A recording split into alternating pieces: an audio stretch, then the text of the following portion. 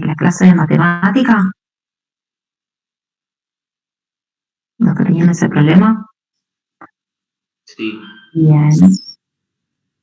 Perfecto. Buenísimo. Bueno, vamos a esperar un ratitito, por las dudas.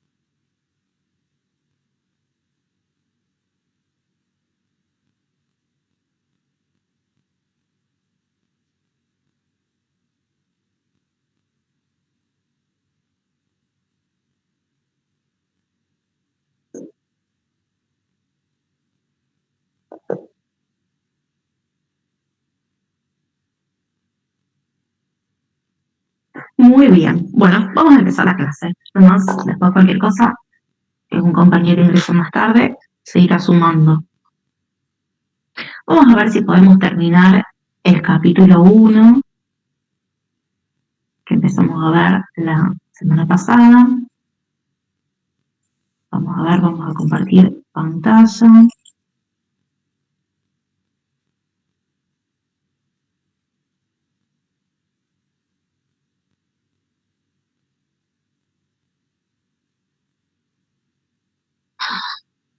Bien. Esto lo vamos a cerrar, hacemos un seguido.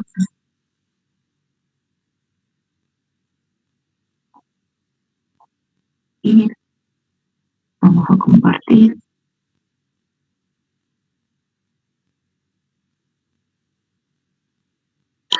Vamos a ver si terminamos con este capítulo, que era el capítulo 1.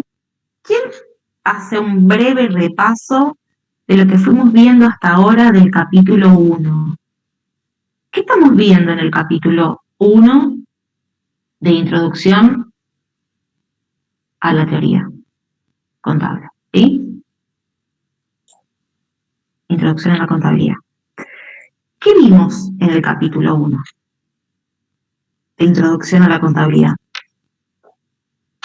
¿Cuál era el objetivo de este capítulo que lo nombramos en las clases pasadas? Poder ubicar a la contabilidad. Poder ubicar a la contabilidad. Conocer cuál es la naturaleza de la contabilidad. ¿Para qué? ¿Por qué nos interesa conocer la naturaleza de la contabilidad? Para poder comprenderla y estudiarla. Exactamente, como dice Solange, para poder comprenderla y poder estudiarla y ubicarla dentro de lo que es las ciencias sociales, ¿sí? O más bien dicho, para saber por qué llegamos a que la contabilidad es una ciencia social, ¿sí? Que ya fuimos nombrando, que tiene un dominio, un lenguaje propio, ¿sí? Sobre la cual va a hacer su propia teoría, ¿sí? La cual se va a comprobar con la realidad y de la cual va a reflexionar sobre esa teoría, ¿sí? Por eso decimos que la contabilidad es una ciencia social. Llegamos con todo lo que vimos en la clase pasada, llegamos a ese análisis que la contabilidad es una ciencia social porque tiene un dominio, un lenguaje propio sobre lo que reflexiona, ¿sí? Por eso vimos todas las distintas clases, las distintas clasificaciones de ciencia, qué es la ciencia, ¿sí? Para poder ubicarla a la contabilidad dentro de las ciencias sociales. Y es lo que un poquito, después de ubicar a la contabilidad como una ciencia social, fuimos viendo cómo está compuesta esa contabilidad, ¿sí? Y fuimos viendo que tiene distintos segmentos, que tiene una teoría general, ¿sí? Que es la teoría general de la contabilidad, que hay distintos segmentos que tienen parte de teoría específica, ¿sí? Para cumplir los objetivos de un sistema contable, porque vamos viendo que la contabilidad ya no es más esa contabilidad tradicional conocida como algo solamente patrimonial y que conocíamos solamente cómo estaba conformado el patrimonio de un ente, ¿sí? Sino que fue ampliando sus objetivos y hoy nos brinda la contabilidad información económica, social, ambiental, ¿sí? Fue ampliando ese objetivo y nos fue mostrando distintos tipos de información. Esperen que están llegando más alumnos. ¿sí? Entonces estamos viendo todo eso para saber cómo están compuestos los sistemas contables y qué información van a brindar esos sistemas contables. Por eso, ahora el último tema que nos toca ver del capítulo 1, para los que llegaron recién, nosotros estamos haciendo un breve repaso del capítulo 1, de lo que vimos hasta recién, ¿sí? Todavía no empezamos con ningún tema nuevo, estamos haciendo un repaso. Y ahora, lo que vamos a empezar a ver son lo que se llaman los modelos contables.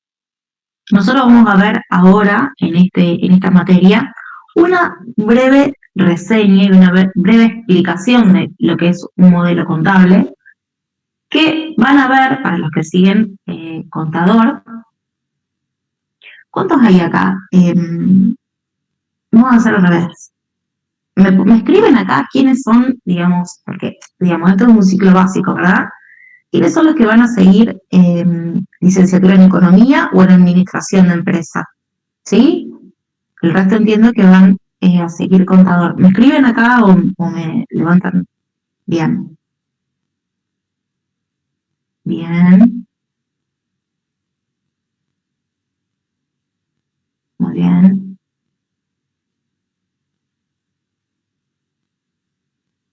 Bien, algunos todavía no están decididos. Muy bien, Economía. Hay muchos de Economía y Administración. Bien. Los que van a seguir Administración y Economía van, digamos, a pasar de largo lo que es este modelo. Después, los que van a seguir Contabilidad, Contador, el año que viene cuando hagan Contabilidad 1, se van a acordar de mí, de este tema de modelos contables, porque es uno de los temas más complejos que se dan y que hoy en la actualidad aplicamos en la práctica, y es bastante complejo. Así que ahora nosotros lo que vamos a hacer es vamos a hacer una introducción de la teoría, que se refiere cuando habla con modelos, pero van a ver que en Contabilidad 1 van a ampliar ese tema y ahí se van a acordar de mí, los que siguen contador o contabilidad. Es un tema muy lindo, hermoso, que a mí me encanta, pero bueno, que tiene su complejidad. Pero bueno, eso ya les estoy adelantando. Así que bueno, vamos a empezar la clase con lo que es modelo. Ahí compartí la pantalla, ¿la pueden ver? ¿La ven? Avísenme si no la ven. Sí, bien, sí, profe. Excelente, excelente, muy bien. Entonces, cuando hablamos de un modelo, a ver, no sé si estuvieron leyendo, ¿qué se refiere cuando hablamos de un modelo? Sacamos de lado lo que es un modelo contable, ¿sí? Sacamos de lado, ¿qué es un modelo?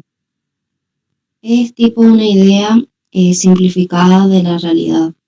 Exactamente. La realidad. Exactamente. Nosotros lo que estamos haciendo ahora es tratar de conocer, de comprender la realidad que nos rodea, obviamente para después poder estudiar esa realidad, y como la realidad, digamos, es muy compleja, ¿sí? Se definen estos modelos, ¿sí? Para tomar una parte simplificada de esa realidad y poder estudiarla y poder replicarla, ¿verdad? De que acá me voy a ver el archivito. Ahí estamos. Nosotros ya habíamos visto lo que era la ciencia, ¿sí? Habíamos dicho que era comprender la realidad y explicar el mundo que nos rodea. Eso ya lo habíamos visto anteriormente, pero lo vamos refrescando para saber por qué estamos situados en este momento, de todo lo que fuimos leyendo, por qué llegamos a este punto, ¿sí? Y para comprender esa realidad se van a utilizar distintos métodos, ¿sí? De la acción de esos métodos y de esa investigación va a surgir una teoría que explique la realidad. Y como ya dijimos que la realidad es tan compleja y abarca un montón de, digamos, un montón de aristas, necesitamos estos modelos, ¿sí? Que es una representación simplificada de la realidad, ¿sí?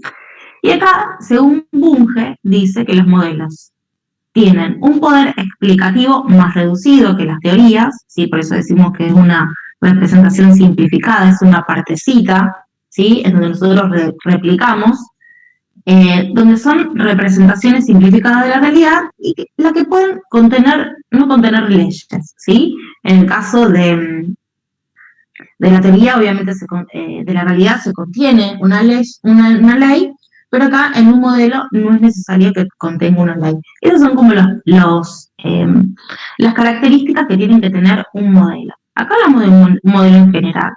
Ahora vamos a ir viendo qué son los modelos contables, ¿sí? Porque es lo que nosotros vamos a estudiar ahora. ¿Cómo? ¿Alguien me habló? No. Ya. Se disparó el micrófono. Ay, ¿qué me pone junto? Bueno, entonces, esperen que no sé por qué no puedo. A ver, lo voy a. ¿Me escuchan? Sí, profe, se escucha. Sí. ¿Ven la pantalla? Esperen que le voy a apuntar porque no sé qué, no me deja ir y volver. Ahora lo presento de nuevo. Algo hice. A ver. Esperen. Para compartir. No sé por qué no se bajó eso. Ahí voy de nuevo. Bien. Ahí lo vuelven a ver.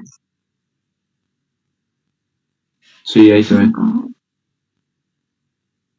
Pero no me deja ir y volver, no sé por qué.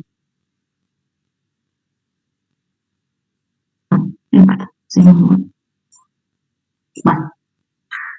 Entonces, vamos a ver qué son los modelos contables.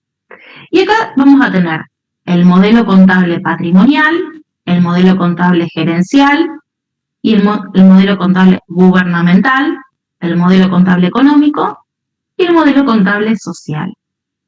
Ven que para cada segmento de lo que nosotros ya vimos la clase pasada, hay un modelo, ¿sí? Cada segmento contable va a tener un modelo. Lo que nosotros vamos a ver ahora, lo que vamos a concentrarnos en estudiar, en esta parte del capítulo, son los modelos contables patrimoniales. ¿Qué son los modelos contables patrimoniales? Son los que están orientados a definir ciertas variables, ¿sí? ¿Qué es lo que van a determinar? El valor del patrimonio, cómo se van a medir los activos y los pasivos, y cuál va a ser el resultado que se va a obtener. Llamamos variables o parámetros, ¿sí? Ahora vamos a ver cuáles son esas variables y esos parámetros de los modelos contables patrimoniales, que van a tener distintas combinaciones. Dependiendo cómo yo combine esos parámetros o esas variables, vamos a tener un patrimonio, una evaluación de un patrimonio distinto, vamos a tener mediciones de activo y pasivo distintos y vamos a obtener resultados distintos, ¿sí? ¿Esto por qué existen estos parámetros y estas variables? Porque como, digamos, económicamente, socialmente, se va complejizando esa realidad y nosotros con los modelos tomamos parte de esa realidad, vamos reproduciendo en estos modelos esas partes de la realidad, ¿sí? Y como hay distintas situaciones que hacen a un entorno, vamos a ver por qué vamos a tomar un parámetro, por qué vamos a combinar un parámetro, por qué vamos a obtener un resultado distinto, ¿sí? Es lo que vamos a ir viendo ahora. Pero acuérdense eso, que combinando estos parámetros que ahora vamos a ver en este modelo patrimonial, ¿sí? Contable patrimonial, combinando esos parámetros vamos a obtener distintas evaluaciones del patrimonio, del activo, del pasivo y vamos a obtener resultados distintos. ¿Cuáles son esos parámetros que nosotros vamos a combinar en este modelo contable? Es la unidad de medida, los criterios de medición y el capital a mantener, ¿sí?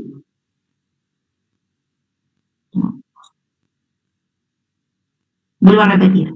¿Cuáles son las variables de este modelo contable? ¿Sí?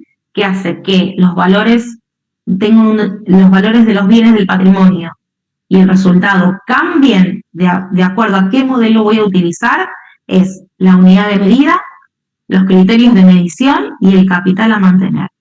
Ahora vamos a ver qué quiere decir esa unidad de medida, los criterios de medición y el capital a mantener. ¿Van viendo ahí en la pantalla? Sí. ¿Sí? Bien.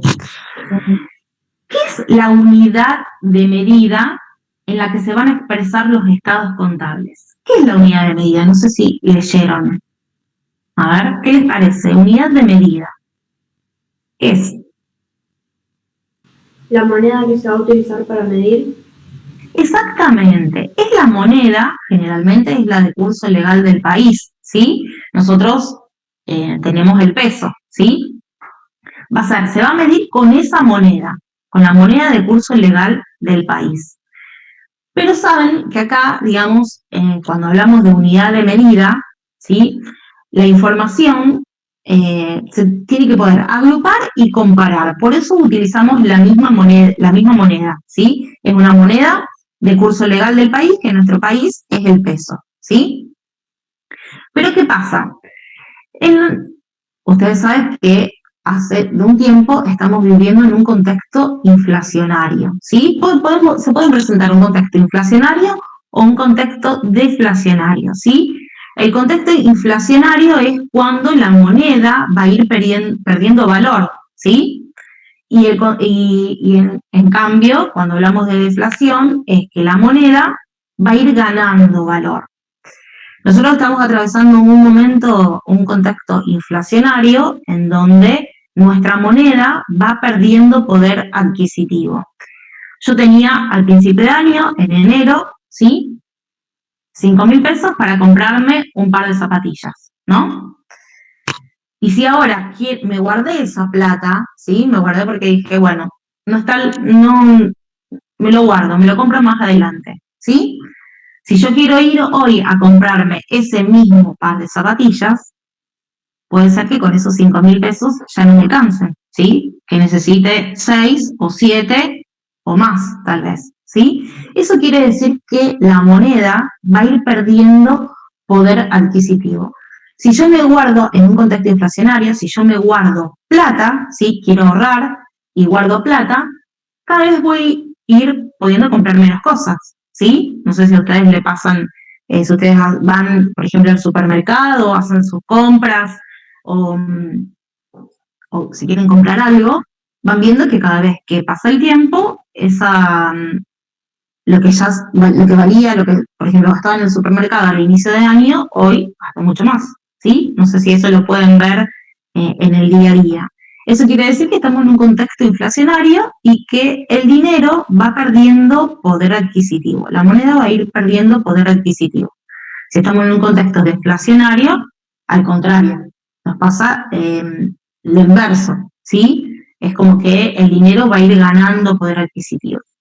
Por eso dice que en los contextos inflacionarios, cuando yo me guardo dinero, voy perdiendo valor a ese dinero y cuando yo tengo deudas, voy ganando ese valor, ¿sí?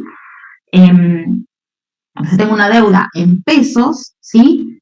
Y la quiero cancelar, pago en cuotas, tengo una cuota fija en pesos, cada vez me va a ir saliendo menos pagado. Entonces dicen que en los contextos inflacionarios es mejor endeudarse, ¿sí?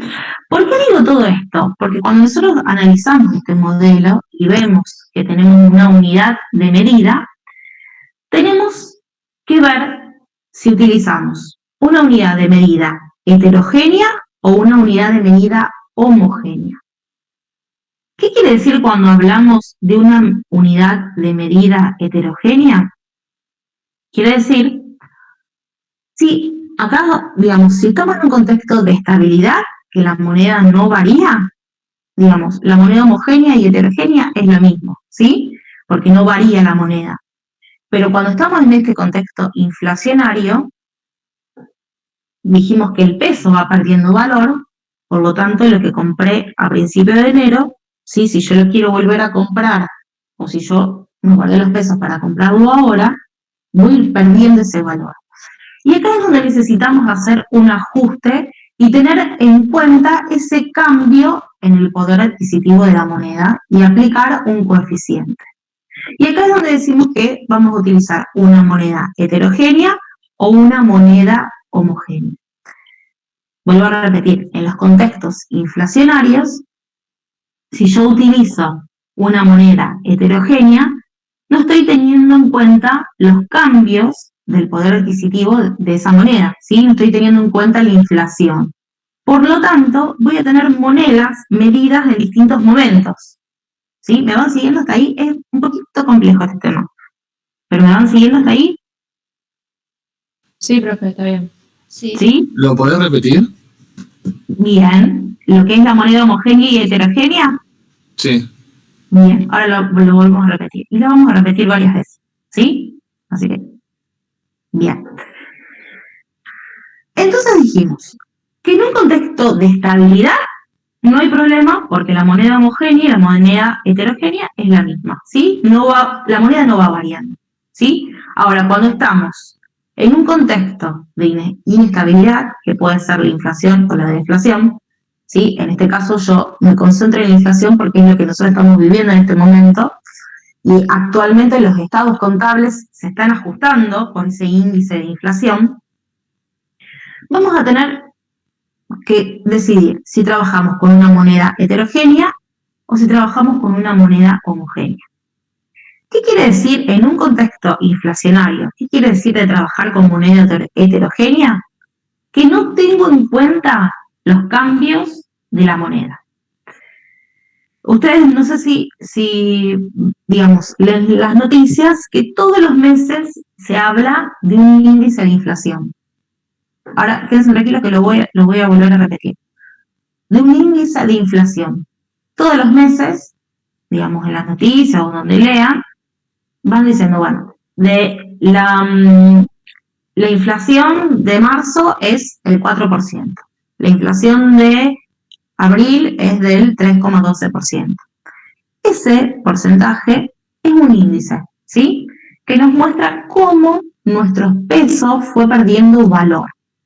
Vuelvo a decir, en un contexto inflacionario, si yo me guardo la plata, la quiero ahorrar en pesos, ¿sí?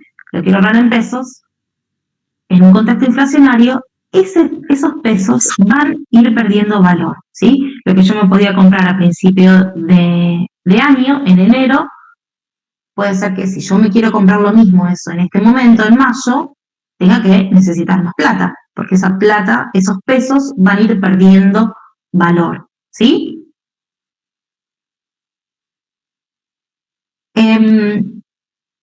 Nadia pregunta dónde está lo que yo estoy diciendo, es el capítulo 5, es del capítulo, es el capítulo 1, el punto 5, y está en la página 31, ¿sí? 31 en adelante, ¿sí? 33, 32, 33, 34, 35 y 36, que es donde termina el capítulo.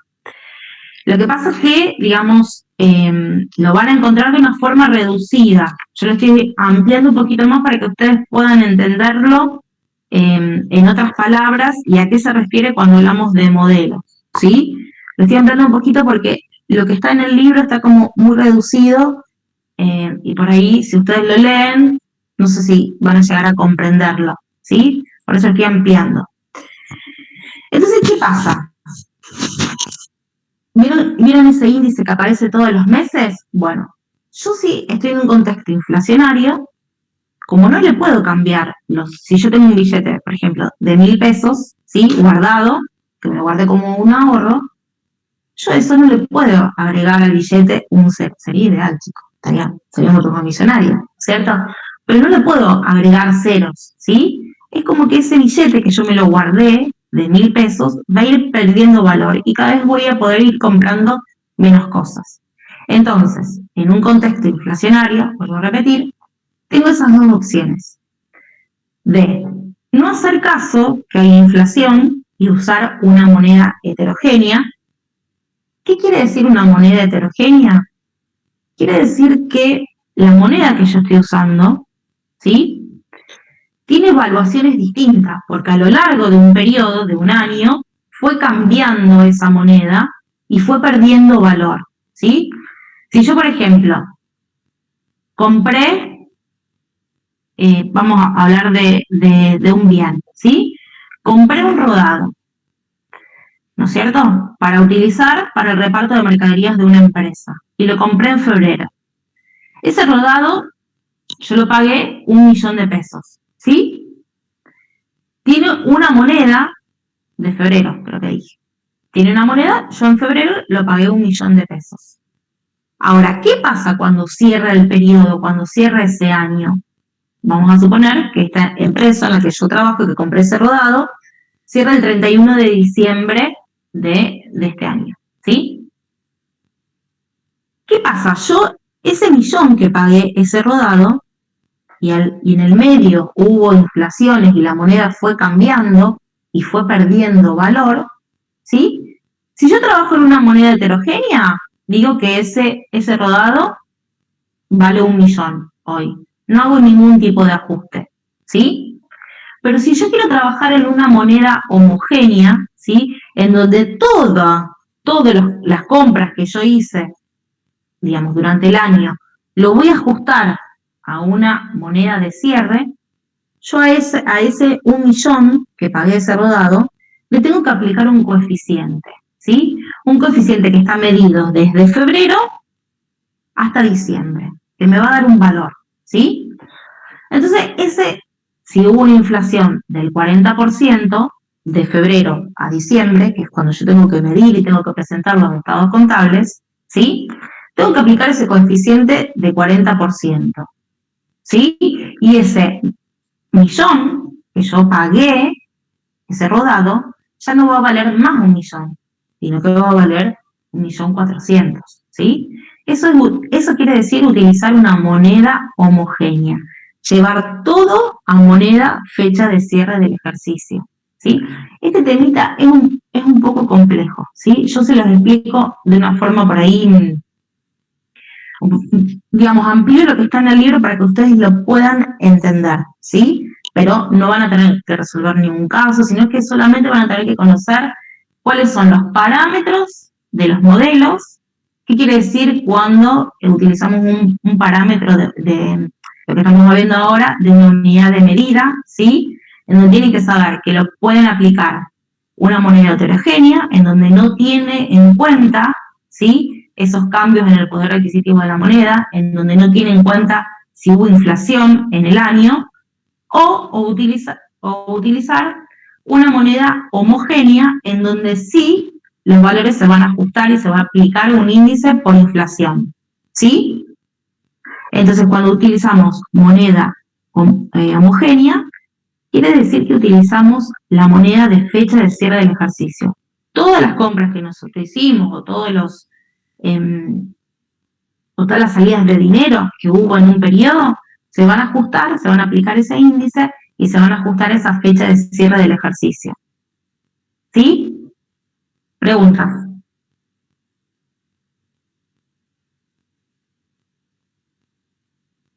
¿Alguien quiere hacer pregunta? ¿Que vuelva a repetir algo?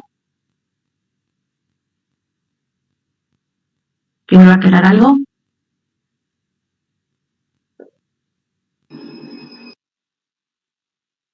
Vuelvo a explicar esta partecita, que es la que ustedes por ahí tienen que conocer.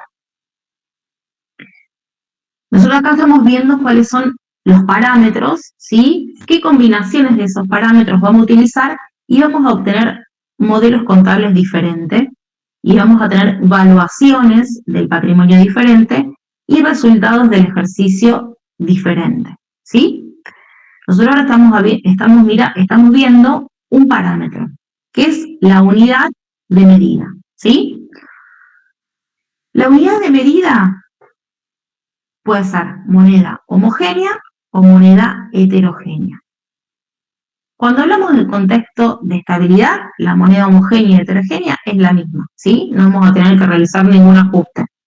Pero cuando vivimos momentos de inestabilidad o de inflación, como es el que estamos viviendo en este momento, tenemos que ver si esos estados contables los vamos a presentar en una moneda homogénea o en una moneda heterogénea. Cuando lo presentamos en una moneda heterogénea, quiere decir que no tenemos en cuenta que hay inflación y mostramos el resultado tal cual es sin aplicar ningún ajuste. Cuando hablamos de moneda homogénea, tenemos en cuenta la inflación, tenemos en cuenta que va cambiando el poder adquisitivo de la moneda y va perdiendo valor, y le aplicamos un índice inflacionario, ¿sí? En realidad es un coeficiente que se aplica.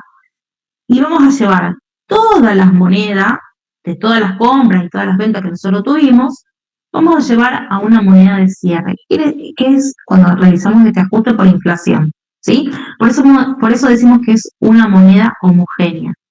Ante distintas monedas que hay en un periodo, porque va cambiando ese valor, porque hay inflación y va perdiendo valor, ¿sí? Llevamos a una moneda homogénea que es la moneda de cierre del ejercicio. ¿Se entiende esa parte? En la moneda heterogénea no aplicamos ningún ajuste, no tenemos en cuenta que hay inflación y vamos a obtener un resultado, ¿sí? Después, cuando hablamos de moneda homogénea, bien, por los dos lo vuelvo a repetir. Cuando hablamos de moneda homogénea, sí aplicamos ese ajuste por inflación, ¿sí? Y vamos a obtener un resultado distinto, ¿sí? De aplicar una moneda, de hacer ese ajuste por inflación a no hacerlo, ¿sí? Esta es una de las variables que necesitamos conocer para determinar qué modelo contable vamos a utilizar, ¿sí? Ahora vamos a ver cuál es la otra variable.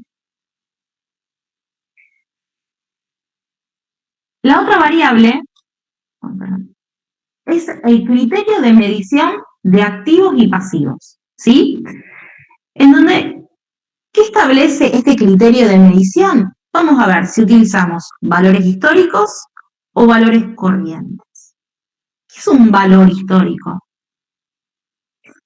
Digamos, en este caso, perdón, Milagros. En este caso lo que vamos a medir es el activo y el pasivo. Vamos a darle una medición. ¿Cómo lo vamos a medir? ¿Con un valor histórico o un valor corriente? ¿Qué es un valor histórico? Y ahí sí, Milagros, perdón que te corté. No, sí, el valor histórico sería el valor de origen con el que se adquiere el bien o el pasivo y se lo mantiene así, digamos, a la hora de medirlo se lo deja con ese valor de adquisición. Exactamente, como dice Milagros, ¿sí? Es el valor de origen de un bien, ¿sí? Es el valor que tiene ese bien al momento en que se lo adquirió. Y se va a mantener ese valor, ¿sí? Por eso se dice que el valor histórico es un valor del pasado, ¿no es cierto? ¿Y qué pasa cuando hablamos de un valor corriente? ¿Qué pasa cuando hablamos de un valor corriente? Es el valor que tiene el bien en el momento que se pide, digamos. En un momento predeterminado. ¿Sí? Es el valor, por eso decimos que cuando hablamos de valores corrientes es un valor del presente, ¿sí? Es un valor de hoy. ¿Qué valor tiene ese bien que yo adquirí hace un montón de tiempo? Tengo que cerrar el ejercicio. ¿Qué valor tiene ese bien al momento de la medición de cierre del ejercicio? ¿Sí? Esto no tiene que ver con un contexto inflacionario o cómo cambian los valores ante un contexto inflacionario, sino que está relacionado cómo cambia ese valor del bien, más que nada con lo que está relacionado con la oferta y la demanda, ¿sí? O, por ejemplo, a ver cómo puede ser también por temporadas, ¿sí? No sé, si yo voy a comprar un suéter de lana en pleno enero, obviamente me va a salir más barato que si lo voy a comprar en junio o julio, ¿sí? Porque tiene que ver no con un contexto inflacionario, sino que tiene que ver con una oferta y la demanda. O, por ejemplo, hubo un caso bastante emblemático que fue cuando hay, por ejemplo, ¿vieron cuando se desarrolló? Cuando ustedes son bastante chicos, pero cuando se desarrolló el puente Rosario Victoria, los valores de los inmuebles en la ciudad de Victoria, no sé si alguien es de ahí, ¿sí? O por la zona, era como que no tenían mucho valor porque no era una ciudad que estaba muy explotada, no tenía turismo, no tenía nada. Y a raíz del puente que se hizo de Rosario Victoria, todas las propiedades, todos los inmuebles, todos los terrenos de la zona de Victoria empezaron a tener un valor mayor, ¿sí? Porque fue presentado por el turismo, porque fue una ciudad más conocida, que tenía más conexión con Rosario, ¿sí? Entonces ese valor de ese inmueble, que a lo mejor alguien lo había comprado hacía 10 años, lo había comprado por un valor insignificante, y una vez que se construyó ese puente, digamos, obviamente que el valor aumentó de ese bien, ¿sí? Por eso hablamos de un valor del presente y evaluarlo a ese momento.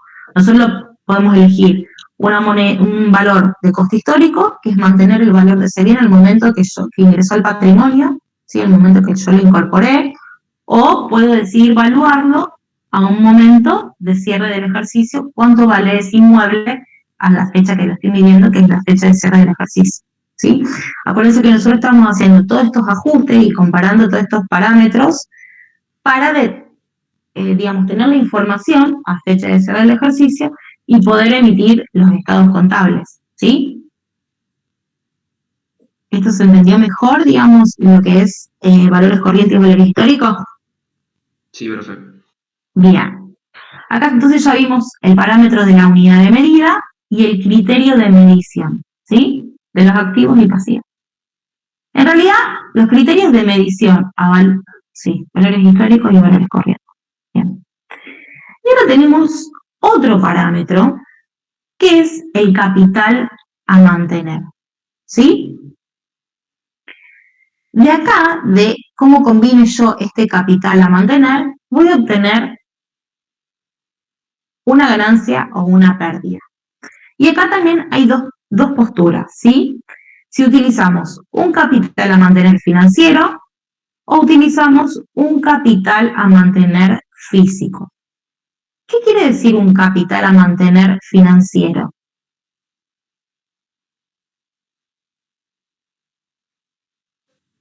Que las ganancias o pérdidas que resulten del ejercicio se van a determinar mediante el exceso de la inversión inicial de los propietarios. Muy Eso bien. se va a tener en cuenta. Muy bien. ¿Qué quiere decir eso? ¿Sí? Al inicio de un ejercicio o de la constitución de una sociedad, los propietarios aportan un capital, ¿sí? Por ejemplo, vamos a suponer que aportan un capital de 30.000, ¿sí? Ahí lo medimos en dinero,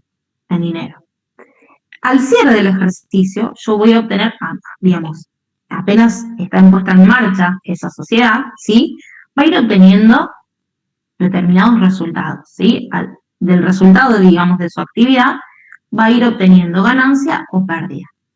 Entonces, al cierre del ejercicio, ¿sí? Yo mido si ese patrimonio neto, acuérdense que el patrimonio neto está compuesto por el capital y los resultados del ejercicio. Si ese patrimonio neto me da 35.000, le resto la inversión inicial, esos 30.000, voy a obtener 5.000 pesos de ganancia como resultado de la actividad de ese ejercicio, ¿sí?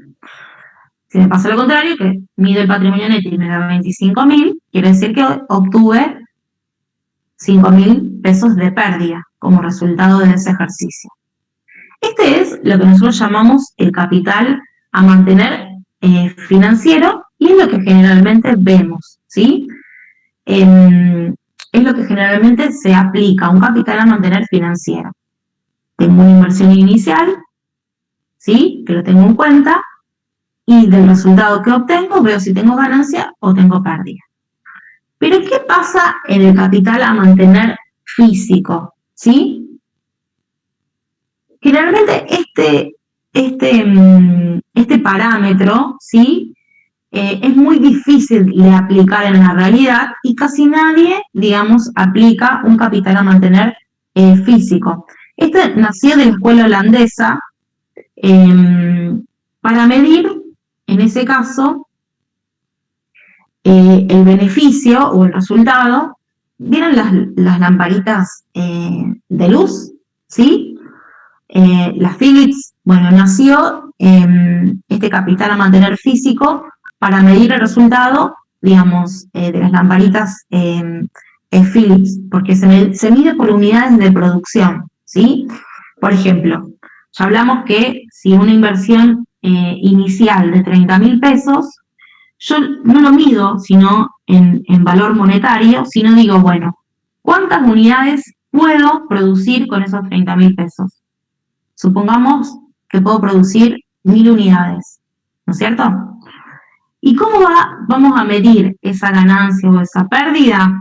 Vamos a llegar al cierre del ejercicio y vamos a ver cuál es el valor de reposición, cuál es el valor del presente, sería, de esas 1.000 unidades que puedo producir al inicio, ¿sí? El excedente de eso es ganancia o es pérdida. Es un poquito más complejo, pero se mide en lo que es la capacidad de producción, no tanto en pesos.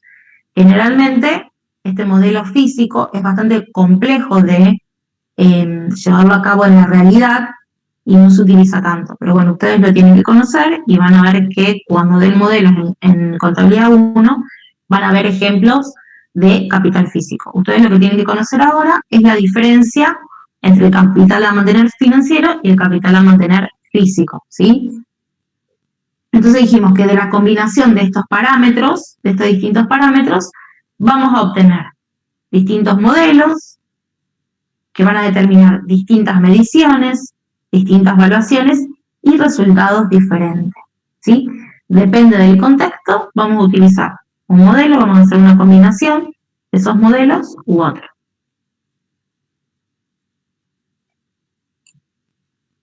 Y acá, dependiendo, ustedes tienen en el libro, a ver, en el libro de teoría,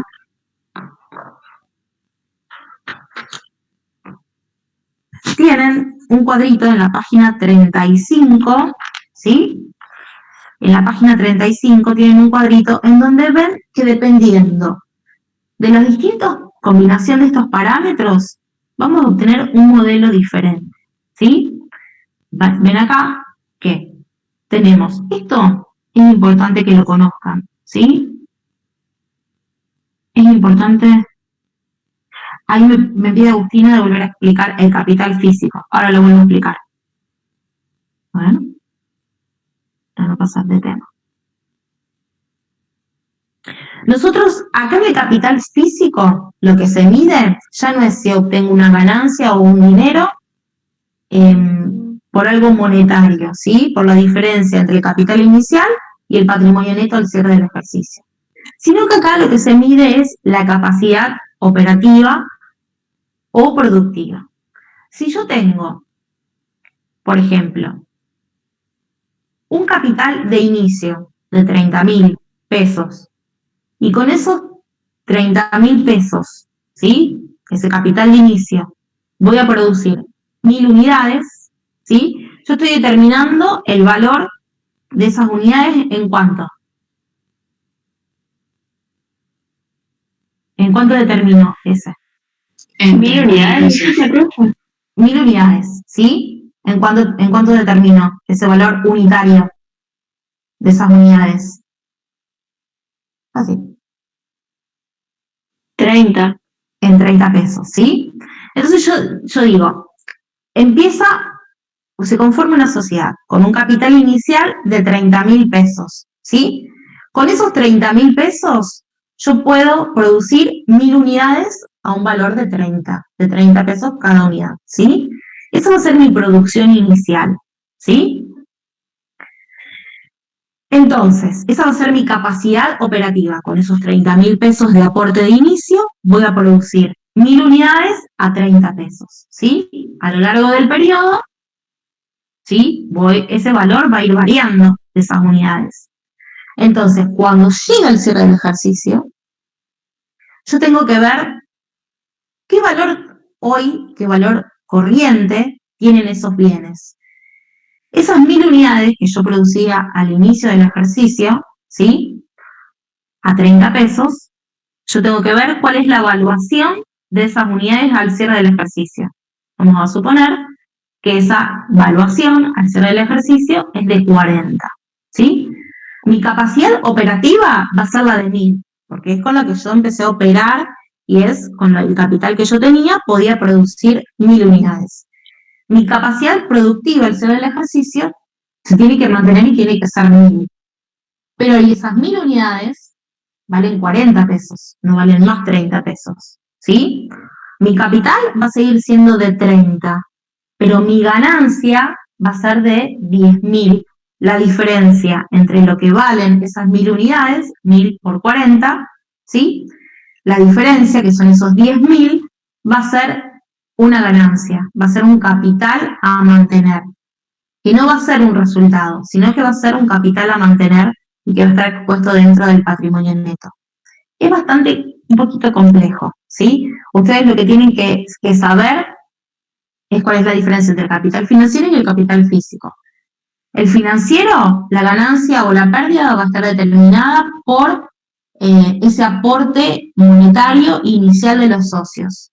Al final del ejercicio voy a medir mi patrimonio neto y la diferencia va a ser ganancia o pérdida. Está medido en un valor monetario. En el caso del capital físico, está medido en unidades de producción.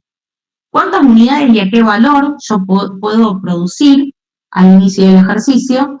¿Y cuántas unidades y a qué valor puedo producir al final del ejercicio? Si esos bienes que estaban valuados en 30 pesos, al cierre del ejercicio están valuados en 40, mi ganancia, en ese caso, va a ser de 10.000, ¿sí? La diferencia entre el valor unitario de esos bienes de inicio y los bienes de cierre. Si sería de una forma contraria, que estarían valuados en menos valor, en 25 pesos, por ejemplo, voy a obtener una pérdida, ¿sí? ¿Lo explico de nuevo? No, profe, se entendió. Bien. Después les voy a preparar más adelante, cuando veamos lo que son cuentas, partidas, les voy a preparar un ejercicio chiquitito para que ustedes, digamos, puedan ver cuál es la diferencia. Ahora vamos a ver este pantallazo de teoría y después más adelante les voy a preparar un pequeño ejercicio, ¿sí? Para que ustedes volver al tema de modelos, porque para mí, digamos, modelos debería estar más adelante, donde ustedes tengan un poquito más de conocimiento, les vamos a volver a retomar, así que no se preocupen por eso. Ahora vamos viendo así como una breve lectura para que ustedes vean y después los vamos a retomar. Poquitito, pero lo vamos a retomar. Bueno, y entonces estábamos hablando de eso, que de las distintas combinaciones de estos parámetros vamos a obtener modelos distintos. Al utilizar modelos distintos, vamos a obtener valuaciones distintas y resultados distintos, ¿sí? Y acá en la página 35, ¿sí? Tienen las diferentes combinaciones de esos parámetros y vamos a obtener un modelo distinto. Tenemos el modelo tradicional o de costo histórico, ¿sí? En donde vamos a utilizar un criterio de medición de costo histórico, donde vamos a utilizar una unidad de medida heterogénea, es decir, que no voy a tener en cuenta los cambios en el poder adquisitivo de la moneda, no voy a tener en cuenta si hay inflación, y voy a utilizar un capital a mantener financiero, ¿sí? Cuando hablamos de un modelo tradicional de avanzada,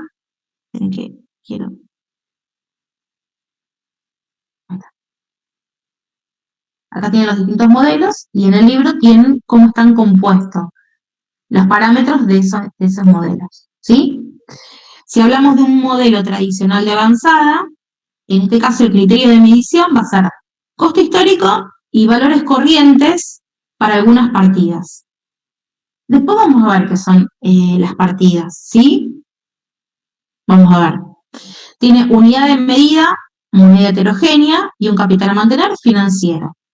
Tenemos el modelo de costo histórico indexado o ajustado o reexpresado, también lo pueden encontrar en alguna bibliografía. Indexado, ajustado o reexpresado es sinónimo, ¿sí?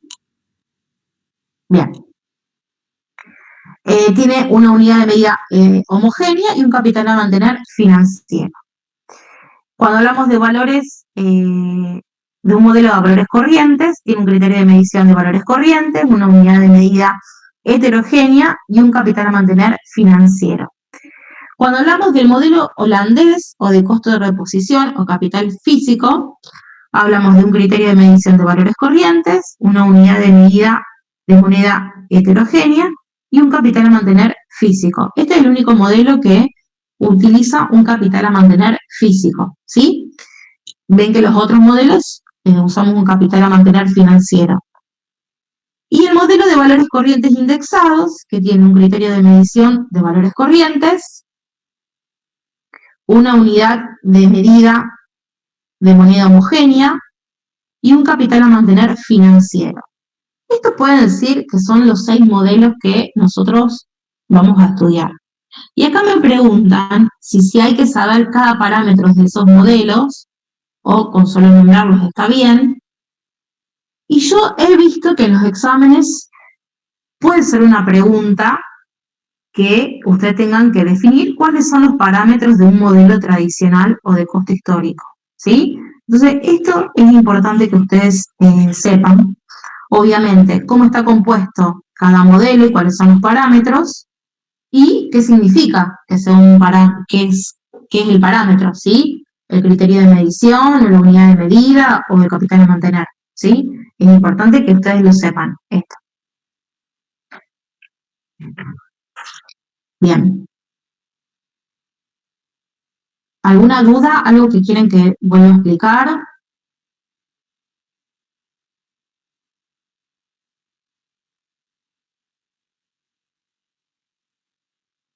¿Sí? Bien. Y ahora lo que vamos a ver, lo que nosotros vimos acá, son los parámetros de los distintos modelos, pero vamos a ver, digamos, en nuestro país, ¿qué modelo se utiliza? ¿Cuál es el que aplicamos en la actualidad?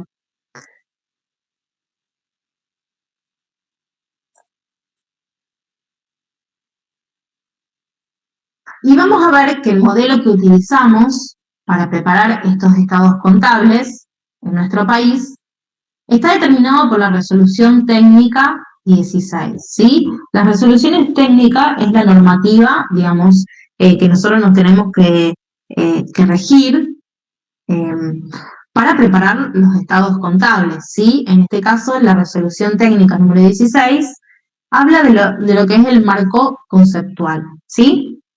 La resolución técnica es una normativa, ¿sí? Es una ley profesional contable, ¿sí? Nosotros, todo el ejercicio de nuestra profesión, tenemos que recurrir a las resoluciones técnicas para ver cómo tenemos que exponer esa información, cómo tenemos que evaluarla, ¿sí? Y cuáles son los distintos conceptos.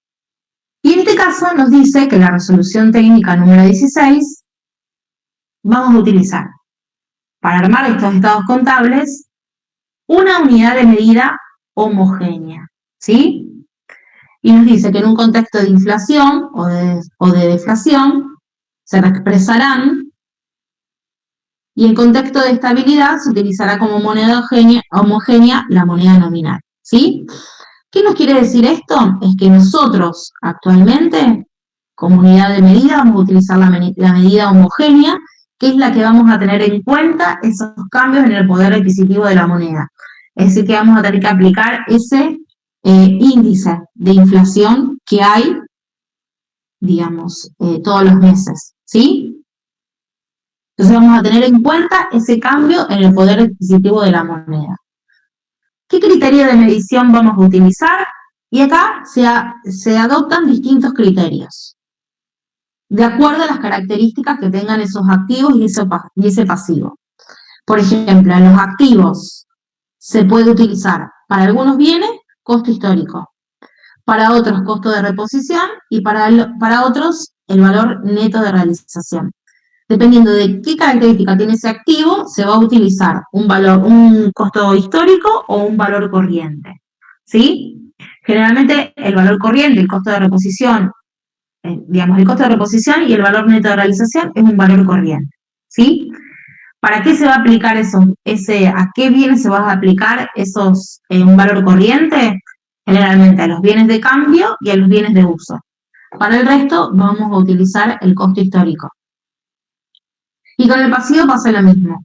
Para algunos pasivos se va a utilizar el costo histórico, para otros el costo de cancelación de esa deuda y para otros el valor actual. Es decir, que en este criterio de medición hay una combinación de costo histórico y valores corrientes. No se aplica solamente para todos los bienes un costo histórico o valores corrientes, sino que hay una combinación. Y el capital a mantener es financiero. Esto, el modelo que se aplica en el país, puede ser una pregunta de examen, ¿sí? Así que eso tienen que tener bien en claro qué modelo se va a aplicar. Los mareé hoy con modelos, ¿no es cierto? Es un tema complejo, les vuelvo a repetir. Es un tema complejo.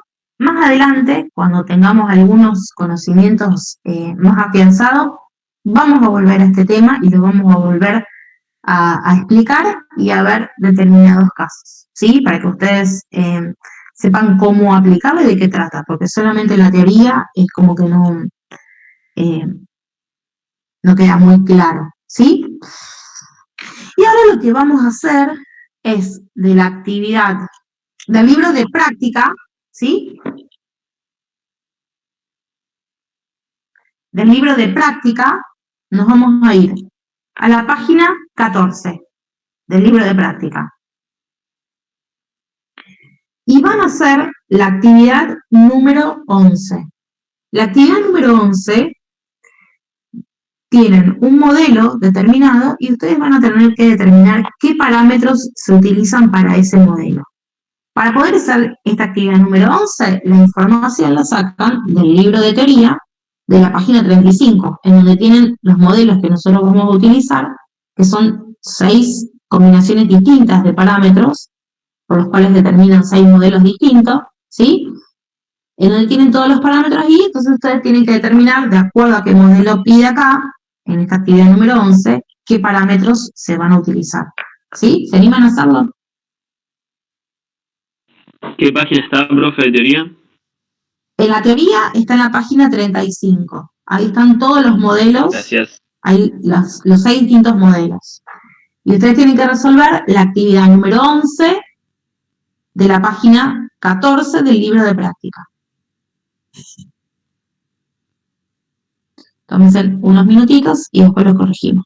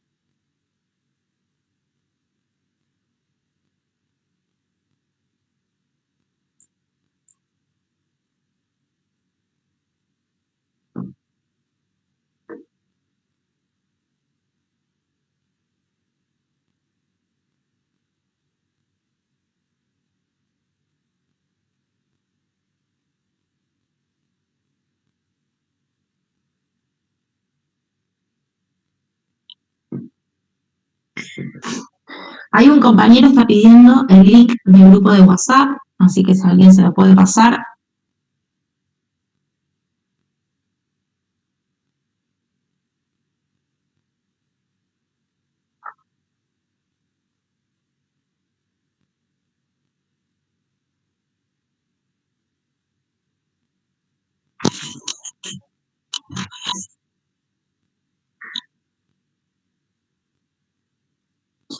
Ahí me pregunta, Federico, ¿y de qué año sabes? Sí, es de tapa azul, el libro de práctica. ¿Pero sabés de qué año es? ¿Este acá? ¿No es? A Federico, Martínez. DJ, tenemos un DJ en el grupo.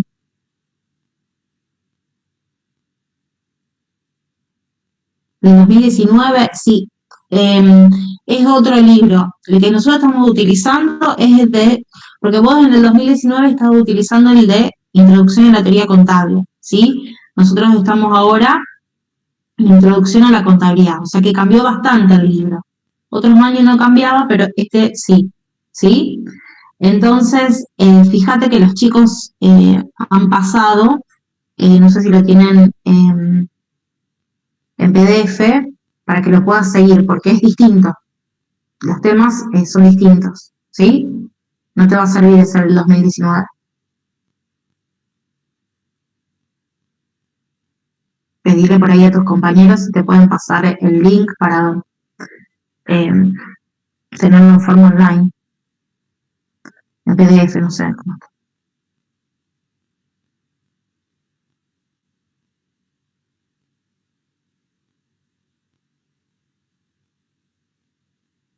Bianca, a ver, me fijo, a ver si ahora. Bianca, puede ser que no te haya podido agregar.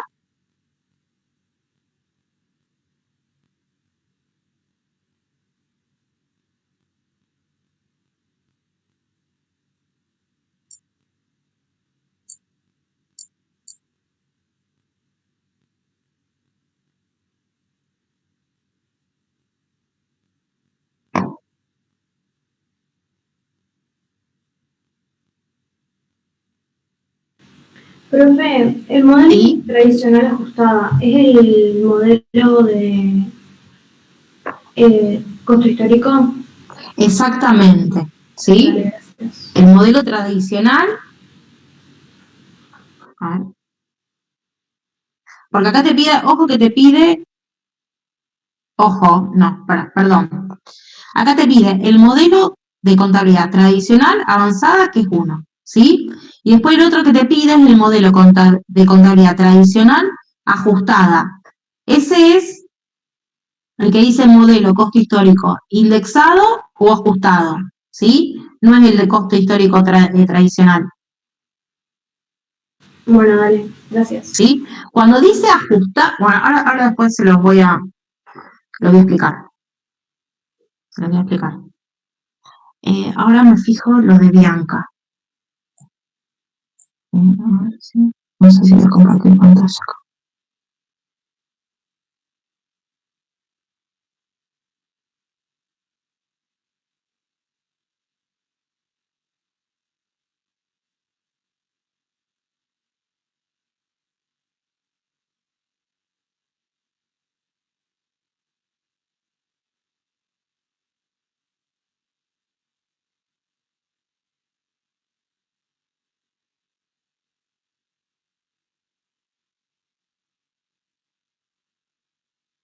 Ahí está, Bianca.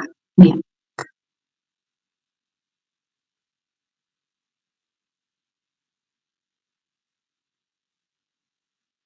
Bianca, vos me preguntaste que no te deja entrar en la comisión.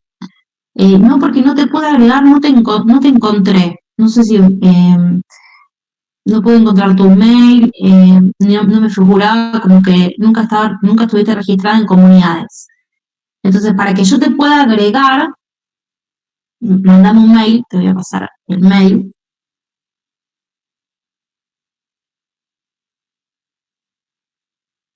Este es mi mail, ¿sí?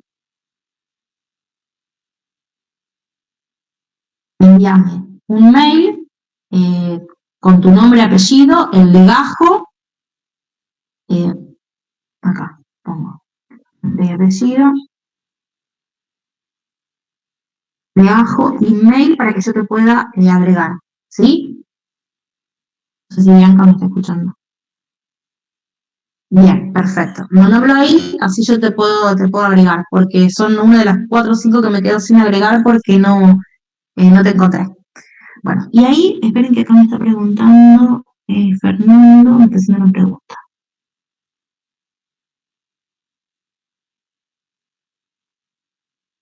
Fernando, vos sos del plan 2013, ¿sí? Vos estás, ITC, lo hiciste en su momento y quedaste libre. Hola, sí.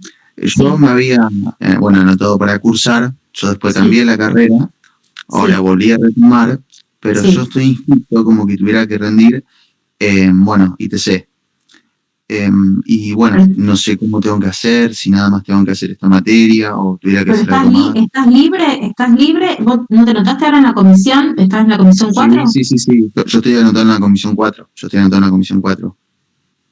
Mira, entiendo que en ese caso, si vos lo vas a recursar, estás haciendo IC, ¿sí? Y lo estás haciendo en condición de regular, si rendís el integrador, vas a rendir IC, ¿sí?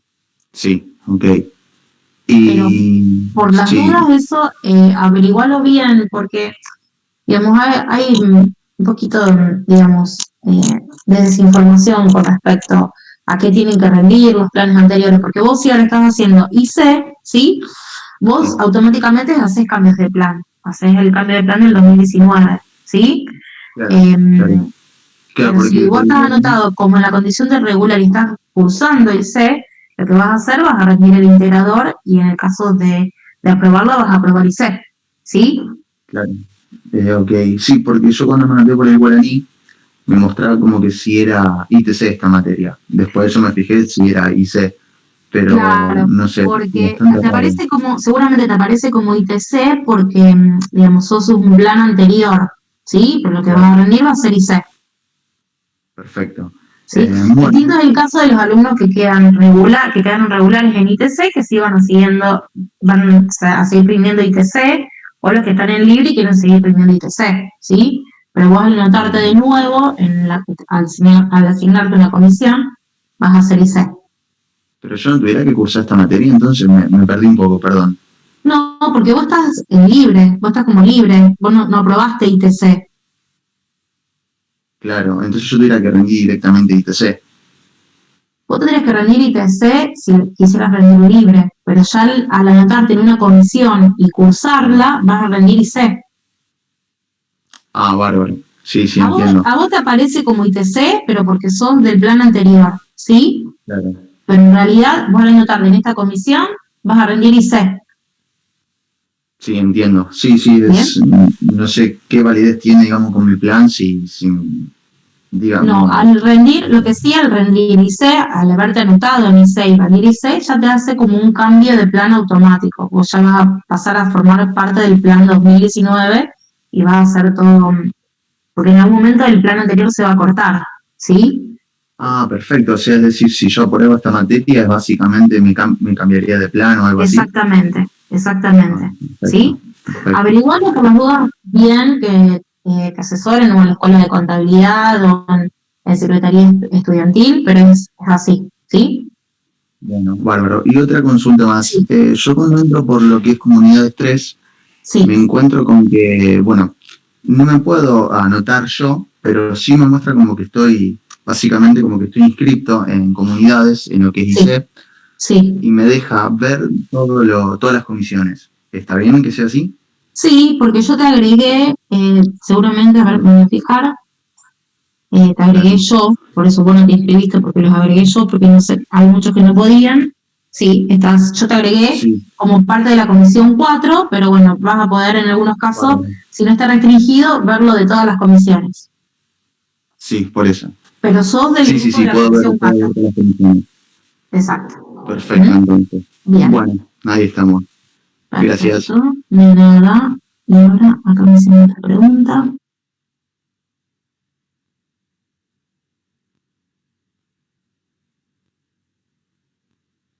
Acá Edward pregunta lo del link del libro, me parece que ya lo pasaron antes. Fíjate que me parece que alguien lo pasó. Ahí dice, Juan Pablo dice que tuvo que enviar un formulario para cambiar al plan 2019, eso no sé.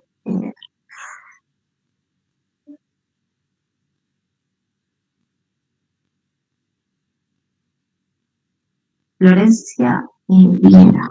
A ver. Viera.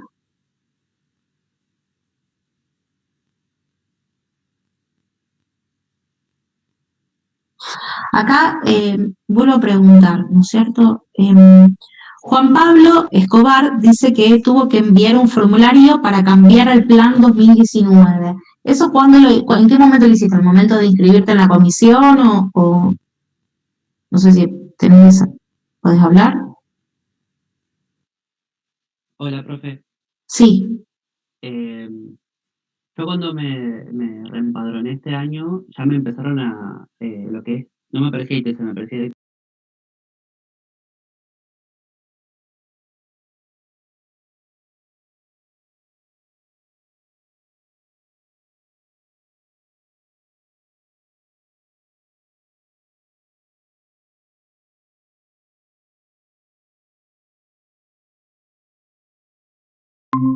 el resto de las materias nuevas para el ciclo básico. Bien. Sí, eso, digamos, la opción esa de enviar el formulario no sabía que estaba porque lo que nosotros nos habían comunicado era que una vez que uno empieza, digamos, a recursar la materia, en algún momento, digamos, el plan anterior se va a cortar, ¿sí? Si uno se está manteniendo para los alumnos que quedaron en condición de regular o que quieren seguir rindiendo el libre por un periodo, pero en algún momento eso se va a cortar. Entonces, como que no es necesario hacer el cambio de plan. Pero bueno, puede existir que los que sí quisieron cambiarse ahora, digamos, directamente, puedan enviar ese formulario, ¿sí? Pero eso me parece que es indistinto, ¿sí? En algún momento, digamos, al estar cursando IC, ya van a formar parte del plan 2019. Igualmente, por las dudas, Fernando y no sé quién más están en la misma condición, si quieren averiguar y hacer ese cambio, enviar el formulario para quedarse tranquilo, lo pueden hacer, ¿sí? Acá Florencia dice que es libre, que no se anotó en ninguna comisión.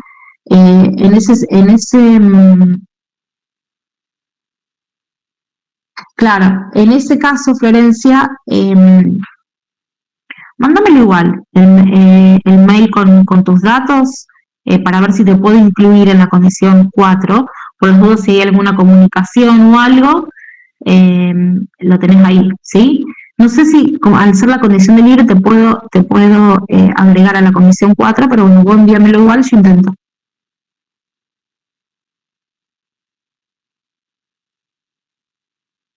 Ahí Fernando pregunta dónde envió el formulario, si querés después Juan Pablo pasar la información para que él pueda hacer lo mismo, y alguien más estaba, y Nadia también está en la misma condición.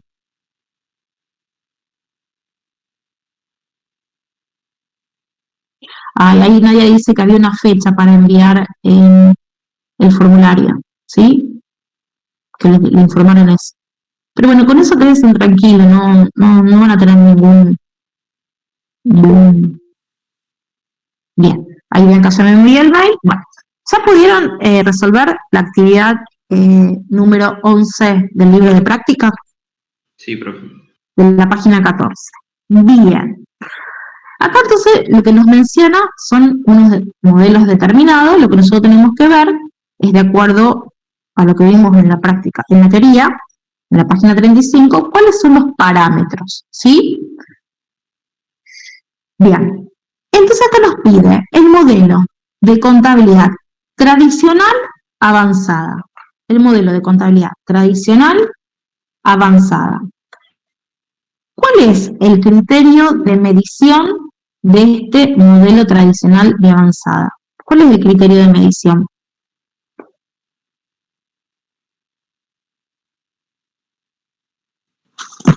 Costo histórico y valores corrientes para algunos partidos. Exactamente. En este caso, en el modelo de contabilidad tradicional de avanzada, el criterio de medición va a ser una combinación. Para algunos bienes va a ser el costo histórico y para otros va a ser valores corrientes, dependiendo de las características de los bienes, ¿sí? ¿Cuál va a ser la unidad de medida? Moneda heterogénea. Moneda heterogénea. ¿Qué quiere decir moneda heterogénea? ¿Qué quiere decir?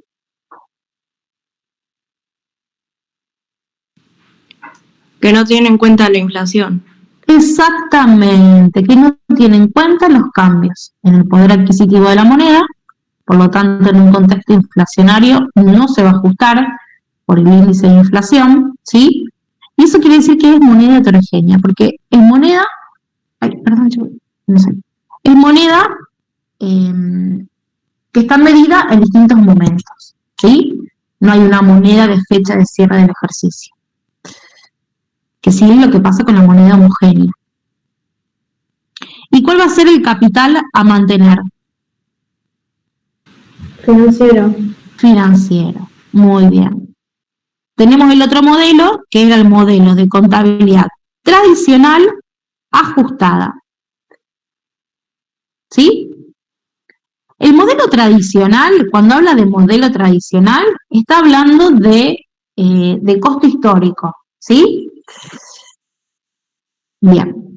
Pero acá nos dice que es el modelo tradicional ajustado. Entonces, ¿cuál va a ser el criterio de medición? ¿Cuál va a ser el criterio de medición? Costo de adquisición. El costo de adquisición, ¿cómo llamamos nosotros el costo de adquisición?